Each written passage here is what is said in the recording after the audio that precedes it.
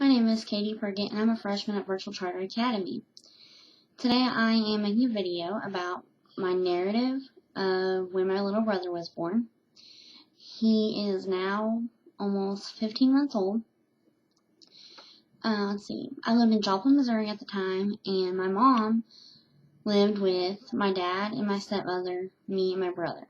It was a very odd situation, but it had to be done. My mom was pregnant and she had all sorts of blood pressure problems. She was on tons of medicine. It was ridiculous. Let's see. One morning, me and my brother were getting ready for school. It was just a regular morning, and we ended up going to my mom's room to see her, I guess, and we didn't see her. I mean, she wasn't in there.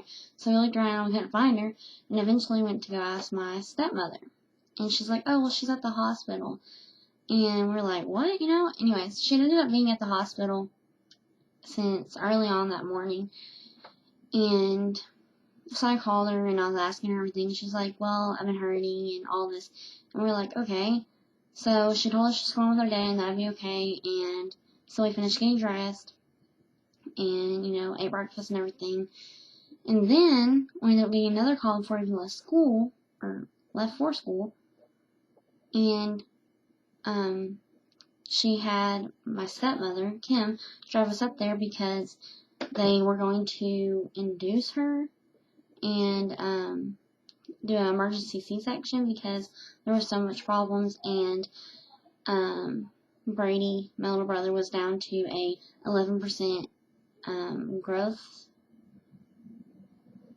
something. Anyways, yeah, and a percentile, so it was really bad because they're supposed to be, or 10% is like the like death or something. Anyways, so they ended up going ahead and inducing her when it was November 17th, and he wasn't due until December 23rd.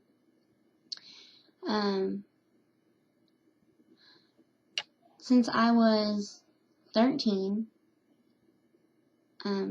I was permitted to go into the delivery room, or C-section room, whatever you want to call it.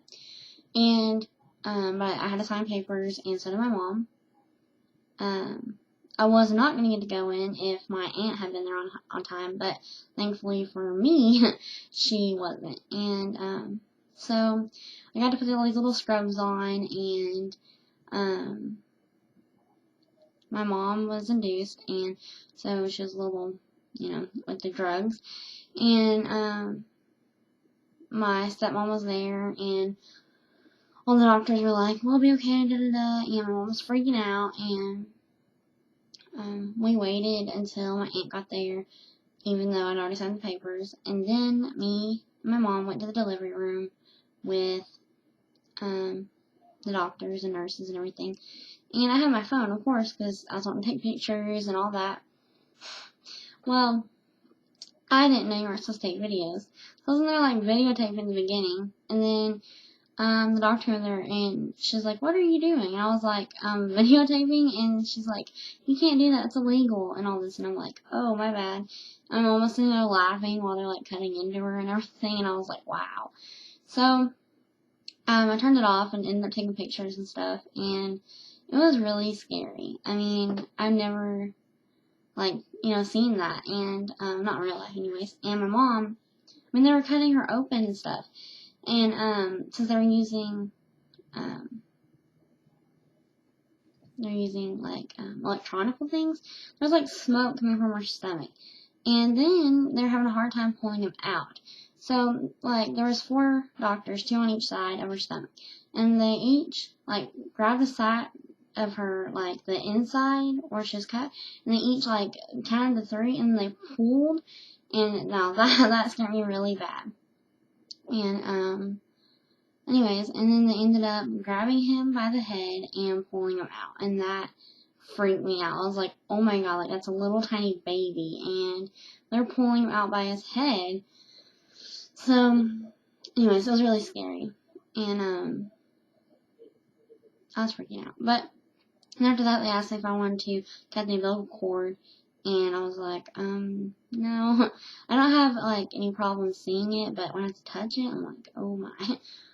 So, I just continued taking pictures, and I ended up just, staying with him until she could get out, and, she pretty much was, like, passed out and all that, and they cut the umbilical cord, and they washed him off, and, continued to clean him out, and then, they set him in this, like, bassinet thingy, but it was, like, metal, and, they took him to get him weighed and measured and all that, and he was only,